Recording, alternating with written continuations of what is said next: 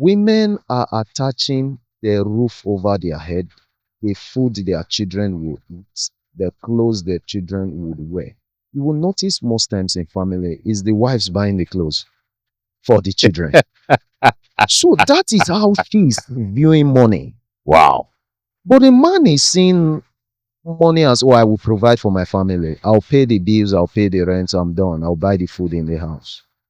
So the attachment to it is different. And that is why something that you may think is just financial issues, the woman is responding differently. She's responding emotionally because of what she has attached to finances. This is money is a tool, and money, it's currency, and it comes in different forms and different shapes. However, finance can just be the general outlook on how money is utilized as a tool, or how you can utilize money to make sure that you're getting the best out of it. Um, why I would point out the difference is that you can see some persons would have money, but they are poor. They are not financially wealthy, if I should put it that way. The woman is picturing what will happen if our finances collapse. She's worried about the life of her children. Most times, even more than the men. The men, they have this kind of positive outlook that everything will be fine. Right. That's Men true. were risk takers. But a woman is saying, I need a roof over my head and my children's head.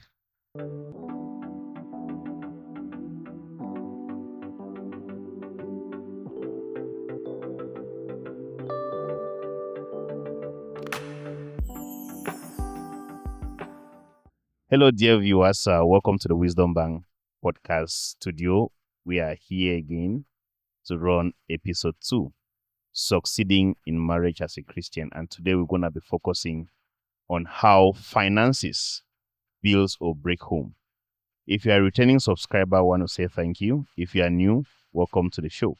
Welcome to the channel and welcome to the family. Here we are an educative podcast. We bring out new episodes weekly to enlighten, and to bring out the best out of our listeners. And today, I'm visiting with Pastor Nosa.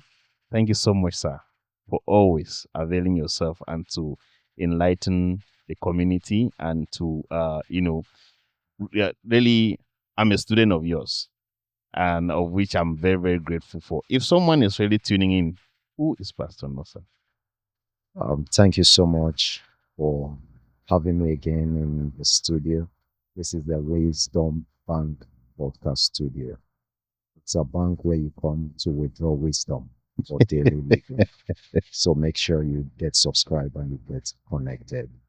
So Pastor Nosar is just someone who's privileged to be called by God to actually shine his light so that men and women will glorify our Father in heaven.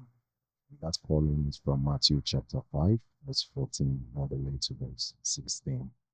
The focus is on shining the light on the oppressions of the devil so that men and women can be liberated. Because when you understand how the devil puts people in his traps and oppress them, you'll be able to avoid those traps, and if you get caught up, you'll be able to be liberated. So I am a ardent student of Bishop David Oyedepo, who's my father, and I'm privileged to be called in ministry and doing God's work. It's real for my life. So I'm very happy that I'm here in the studio again, and hopefully with the leading of the Holy Spirit of God will be able to share some insights on this important topic, succeeding in marriage as a Christian. Thank you. Thank you so much, sir. Yeah, I'm also a partake of the grace, and the grace has brought me this far. Why is finances the most talk of in marriage? Yes. Finances is one of the most discussed issue in marriage because a lot of times finances shapes the home, the trajectory of the home, how couples will succeed or fail depends on the level of financial education or financial literacy that they have. However, someone would argue that there are some couples who are not very wealthy, but they've had a successful marriage. People who has that argument are right. However, we must note that finance is a very sensitive issue. It tends to cause a lot of problems in the home. And one of the ways that we can avoid this issue is when we come to a conclusion how we can go about it. If you look at how the home is structured or how the couple is structured, we have different personalities when it comes to men and women. The way women view finances is different from the way men view finances, and that is why it's one of the most discussed issues in marriage. A woman is merely concerned about stability, while a man would most likely be concerned about how can we get more money, can I invest, right? What I put in my finances to make sure that I'm getting more. Meanwhile, the woman is most likely focused on, oh, I need to make sure the home is taken care of, the bills are paid, children are cared for, and that everything else in the home is settled. That way, if there is not a proper discussion or conclusion on how the finances should be structured, there's a high probability that will be issues. Wow. You've touched a very, very sensitive part there. Success in home is not all about money. Now, there's a difference between money and finance. Do you agree on that? So, And what's that difference? Can you outline some of the key differences between money and finance? well, one of the key differences is that money is a tool, and money it's currency and it comes in different forms and different shapes. However, finance can just be the general outlook on how money is utilized as a tool, or how you can utilize money to make sure that you're getting the best out of it. Um, why I would point out the difference is that you can see some persons who have money, but they are poor. They are not financially wealthy, if I should put it that way. So the best way to differentiate it so that I'm not using too many words is there are people who are rich but are not wealthy. Can you go into some depth? Why are people rich but not wealthy, especially couples? Yes, there's a difference between making money, growing money, and keeping money. Define you make money, you grow the money, and how to keep the money. How?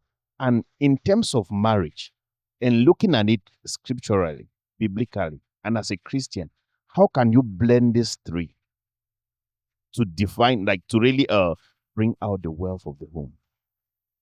The best way to actually get it done is to have an understanding of what the outlook of the family will be like. There are so many high network individuals who tend to lose everything. So they know how to make money. They probably got a job, a high paying job, for instance, but they didn't learn how to keep the money, how to Mm. invest it, and at the end of the day, it affects their homes. There's also the concept of situations and circumstances changing. We can have a time, the best way to put it is from the biblical story of the 7 years of plenty and the 7 years of drought. We need to be able to understand times and seasons in order to be able to transition between making money to growing that money and to keeping the money to pass it on to the next generation. That is a whole topic that we would look at in a different time, I believe. But the focus on marriages, that is where the two coming together to become one becomes an advantage. because one of the partner may be experiencing scarcity, whereas the other partner is experiencing abundance. And if there is a very good structure in the family unit, at all times there will be no scarcity. So the best way to put it as a Christian, as a child of God, best way to do it is come to an agreement on how are we structuring our finances to make sure that at every point in our lives as a family we do not experience scarcity and lack. We are always having abundance. So, and it comes to getting financial education on how we can transition from the point of just making money to growing it through investments and other plans, and also keeping it for the next generation. I love the way you kind of really put it. But there's a very very striking point that you made there, which I want you to dwell deep into it. Now, the Bible says two shall become one, but for the most part, two one in body, right? The two are one in body, but when it comes to finance, somebody say, "It's my money, it's your money." Tell me, or explain this to our viewers. How does that impact this ideology of we are one, but when it comes to money, we are different? How does it impact the home, and what impact does this ideology or philosophy has on marriage? This is the question that causes a lot of challenges when it has to do with finances in a home. That is why financial compatibility between the man and the woman getting together to get married is very important. Recently, I was discussing with a friend. She's a lady, and she mentioned something to me. She says, I do believe that there should be a contract that couples should sign before getting married. They should even go and sit in front of a lawyer to make it legal on how finances will be managed. Wow. And I told her that I totally agree with her, but I don't think it should get to the point of getting a lawyer. However, there should be discussions and agreements. Why do I say it this way? We do believe that when couples get married, the two becomes one in body. But sometimes some people want to separate the finances. I see it happen a lot. Why is this the case? Why does it happen even in our community? The problem is there is this mismatch or incompatibility between some couples when it comes to finances. Some people are just spenders. They believe that, oh, we should get everything we want. Why there are some who wants to live frugally and say, okay, I think we need to save or put things together. And that way you begin to see conflicts when the finances are together. So I still do believe that it's not wrong if a couple wants to separate their finances. They just have to agree that this is what we would do. But there's a better way. And what's that better way?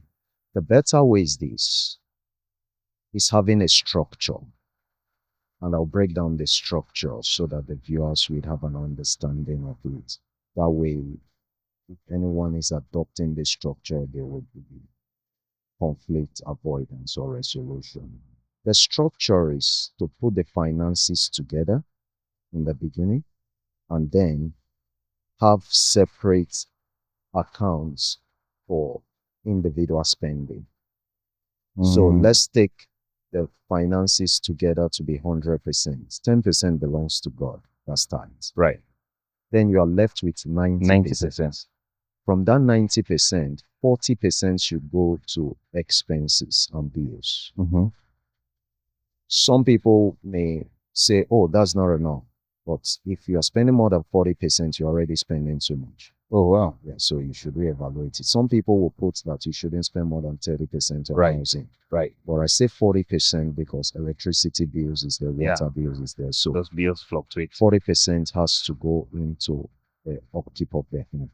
So we're left with 50% after you've taken 10% Right. for Right. 30% of that money would go to investments and savings. Now, some people may also argue, oh, if we're using 40% to run the home, what happens if we have a car note? Some people view vehicles as investments. I personally do not. But if you have a car note, take that 30% that is for your investment and savings and use that towards the car note. Or if you have any debts that need to be paid, you'll be left with 20%. That 20% is what I like to call no guilt spending funds. Can, That can now be can, separated. can you define that no guilt spending fund? Yes, you buy whatever you want so that the person You are who not wants guilty of anything. You owe nobody anything. You spend it. to spend it, 20%.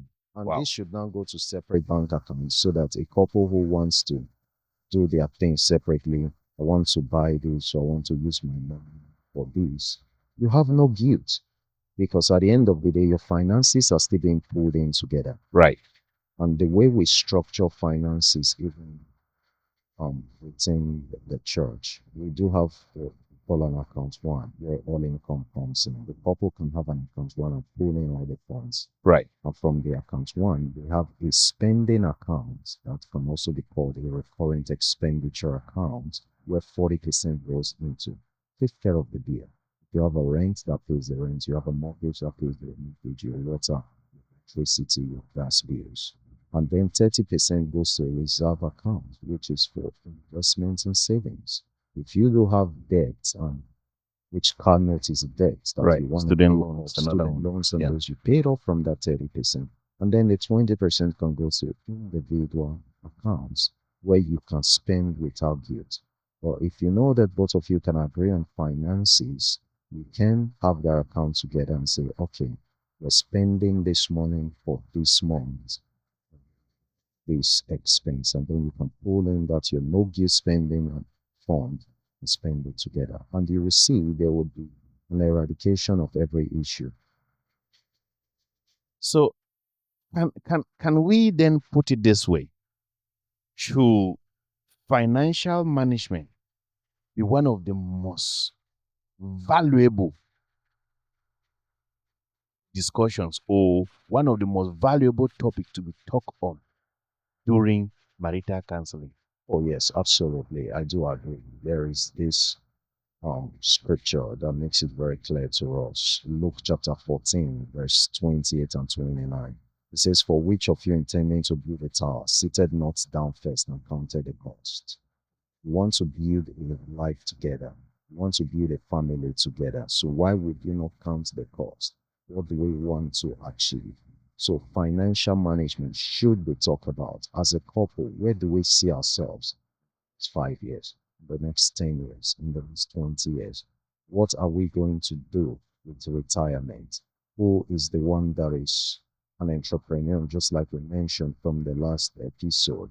And if you remember, for viewers who are watching this episode, please, if you haven't watched episode one, please go back and watch it. We talked about communication as Right. an essential Right. part of the marriage. That communication should involve financial management. How are we going to manage our finances in this union that we are coming together? So when we are counting the cost and we have laid the foundation, remember, the foundation for marriage is the wedding, tying the knot. That's where the first stone is set. That's You have right. made all your plans and everything, but that day you tied the knot, the wedding day, that's when the marriage has kicked off. When you lay that foundation, that's verse 29 of Luke chapter 14. It says, and is not able to finish it. He said, all that behold it begin to mock him. So to avoid being mocked in the marriage, that you cannot take care of your home, you are allowing finances to cause issues between yourself and your wife. It's very important to count the cost and discuss it. Wow. You know, I love the way you put it. You know, I always say many prepare for wedding, but few do prepare for marriage.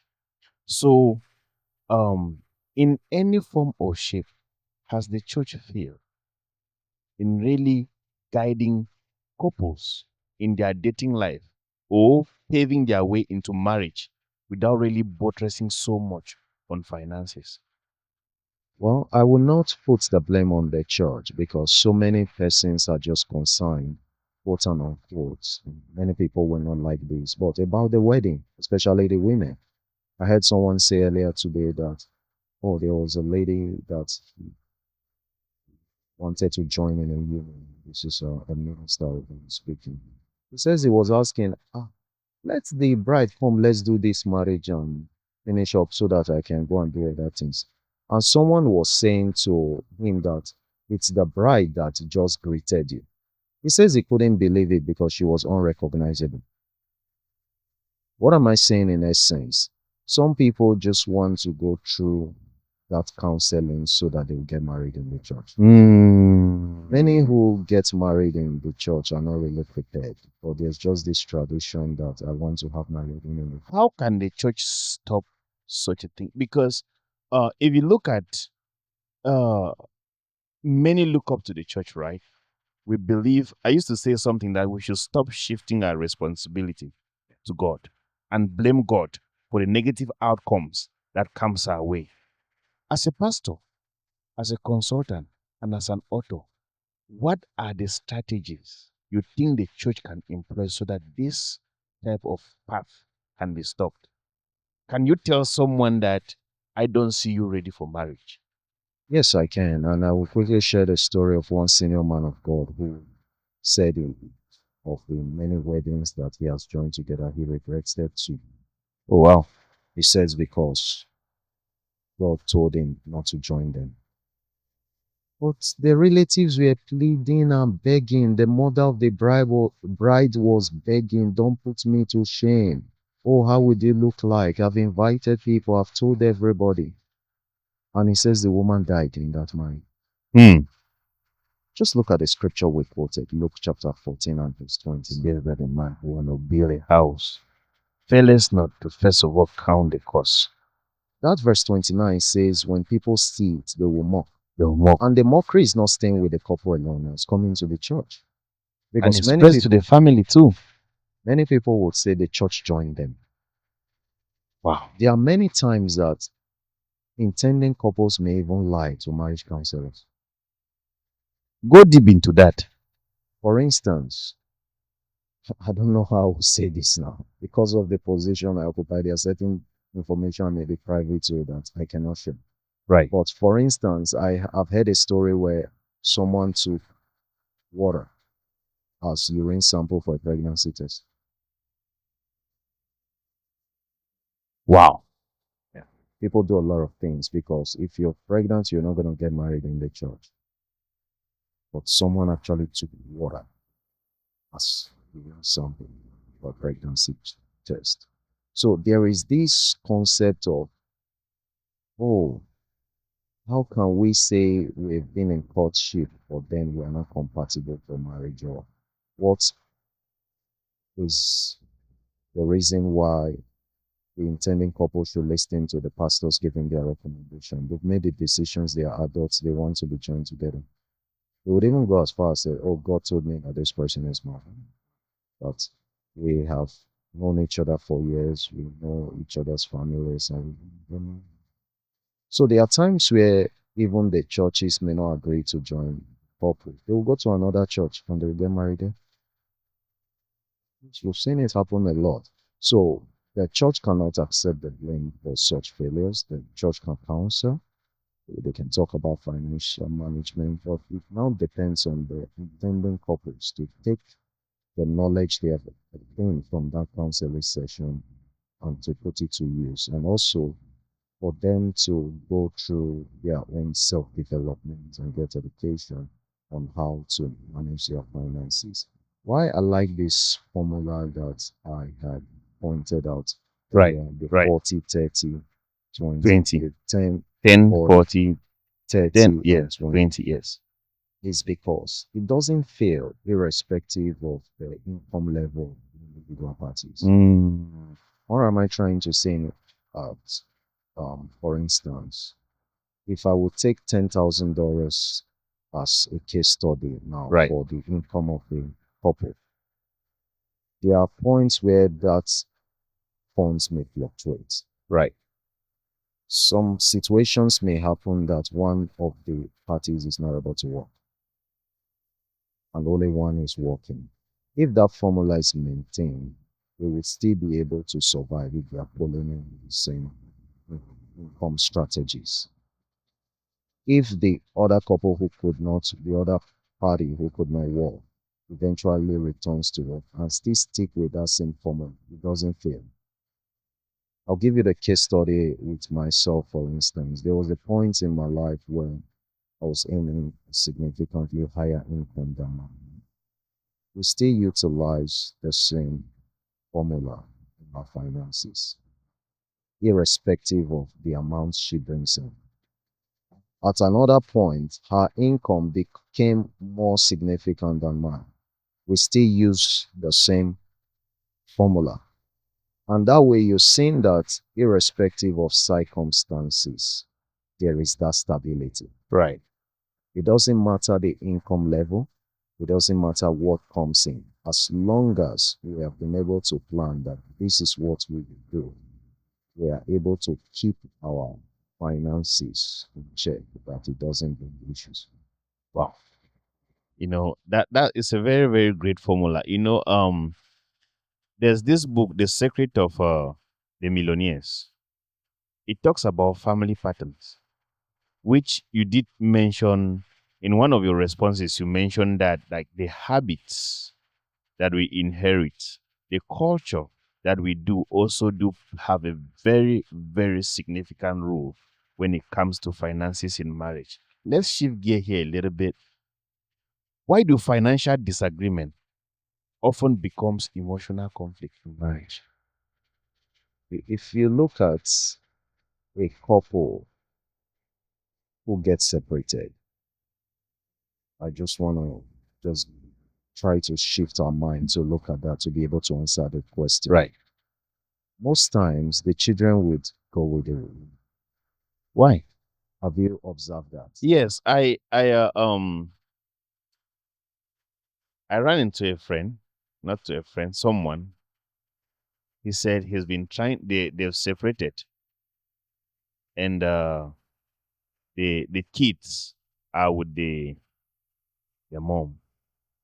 But he's been trying to really get in contact, but the kids don't want to come to him. And that's not the first instance. That's not the second instance. I even did research. And I've really been trying to like, that's why there's this episode that will be running. Dear viewers, please stay tuned. We're going to be talking about the importance of the father in the lives of their child, which is one of the if you do research, there's I've forgotten this website where I was reading, where they talk about the man in the life of the child.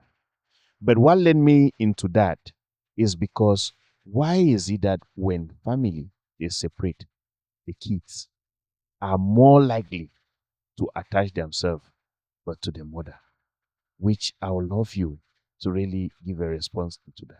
Okay. So, in order not to deviate from your question, why finances become emotional? Right. So, I think we are deviating a little bit. Yeah, there. that's true. So, the reason why I brought that up is because the woman is concerned about her kids. The woman loves their children and wants them to be cared for. Does it mean that men don't love their kids? Men love their kids. Of course, I love my Okay. kids so much. All right. I'm trying to answer your question. Right. So, the woman is picturing what will happen if our finances collapse. She's worried about the life of her children. Most times, even more than the men. The men, they have this kind of positive outlook that everything will be fine. Right. That's Men true. were risk takers. But a woman is saying, I need a roof over my head and my children's head. So you are seeing money, or the man is seeing money as a tool that can be made, an income that I will go out and work hard. That's the worst that will happen. But the woman is saying, if something happens to our finances, my children will sleep on the street. That's why it becomes emotional. Because the value men attaches to money is different from the value women attaches to money. Go deep into that. Women are attaching the roof over their head, the food their children will eat, the clothes the children would wear. You will notice most times in family is the wives buying the clothes for the children. So that is how she's viewing money. Wow. But the man is seeing money as, oh, I will provide for my family. I'll pay the bills, I'll pay the rent, I'm done. I'll buy the food in the house. So the attachment to it is different. And that is why something that you may think is just financial issues, the woman is responding differently. She's responding emotionally because of what she has attached to finances. Why men just see it as caring for the home, the women is seeing it as, my children will go to bed hungry. My children will sleep on the streets. There will be no roof over our head. There will be no clothes on our back. And that is where her reaction will come from. Wow. If a man fails to protect the finances of the home. So putting all this emotional, can I say, package that the women do put to, does this contribute to divorce?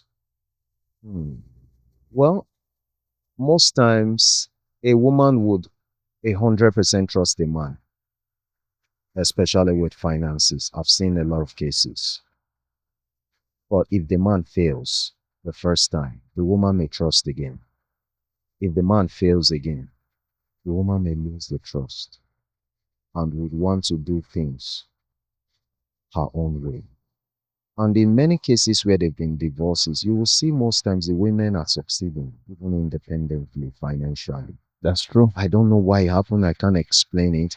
But maybe it's because of the things they attach finances to. A woman will not gamble with, permit me for using that word, with paying the cost of the roof over their head, especially with children involved.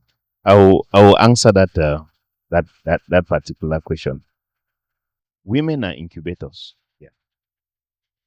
The woman, if a man understand the power that women carry, they will utilize that gift. That's why the Bible says, "He who finds a wife find a good thing," and there's a package that comes with it. Yeah. You obtain favor. Now, that's where it comes from. Women that leave the men and they succeed is because that particular part, men hardly have it. Favor. Favor. Men don't have favor as compared to women.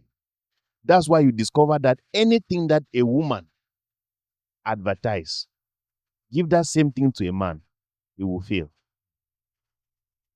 You do phone calls, right? Listen to the voicemail. Count the number of voicemail that you hear by the man advertising. So when couples separate, women tend to succeed because it is a divine nature. Is embedded in them by God from creation that they carry favor. And a man will always succeed when he's able to connect to that grace. Yeah. That's why it says behind every successful man, There's a woman. haha. So You contradicted the statement. yeah. So it's very important. As we're wrapping up here, I have one more question for you. Okay. Yes. There are certain misconceptions which couple always have when it comes to marriage. What are some of those misconceptions? It's actually has to depend on environmental factors, if I should put it that way. One of the first misconception is from the parts of the world is that the man should be responsible to care for his family. It's really a misconception because both of you are coming together as one. But is it not scriptural that a man who does not provide for his own self is worse than an infidel? Yeah. Should it not be the responsible of a man to provide for his own? Should that be a misconception? Yes, it is a misconception. Why is it a misconception? That is what I will answer now. Thank you. It's a misconception because God's plan for marriage is unity. Hmm. It's unity. It's not a uniformity. And that brings me to the second misconception in these parts of the world where we are in the Western world. In the Western world, I got confused when I heard the term 50-50. where bills will be split 50-50. I had that as a question, Oh, but you had but that as but go ahead into it. Go. Yeah. so uniformity is having little to no differences in terms of how much I bring in, the effort I put in, and so on and so forth. That is not God's plan. That's not God's concept. So that's a misconception on its own. In unity is what you do in the face of differences. So when you're getting into marriage, you should be looking at the God's concept, which is to becoming one and have that unity. I'm not saying, okay, the man will take all the responsibilities and I will just do nothing. And it would be an error not to say this. Most times there is this belief that a woman's money belongs to the woman and the man's money belongs to the family. And that is for me trying to buttress the point of the first misconception I made, that the man provides. Right. So men get frustrated because of that, because they're doing everything and the woman may just sit back and maybe earning. It's okay if the woman is not earning and the man is providing. But in the case where the woman is earning, then still saying the man should take care of all the bills and provide. After, if you don't do it, you're worse than an individual. It's a misconception that should be corrected. And we should just remember that God wants us united, coming together and working together. Not doing 50-50, which is the second misconception. Right. But unity of purpose. And that is what will make it very, very important to discuss finances. What are the plan? And that's why I gave out that recommendation. Right. How they 10, 40, 10, 40. 30, 20. Yeah. Very important. Dear viewers, we've come to the end of this episode. This is our episode 2. Our first episode was succeeding in marriage as a Christian. We laid that ground. And today we're talking about finances. How finances breaks or build a home. Please, if you're a new subscriber, we say thank you and please subscribe to the channel. And if you're a returning subscriber, please, we still say thank you. Sir, I really want to sincerely say thank you for coming in today. The wisdom is just so much. I've learned so much. And it's my earnest prayer that God richly bless you and replenish. Thank you so much.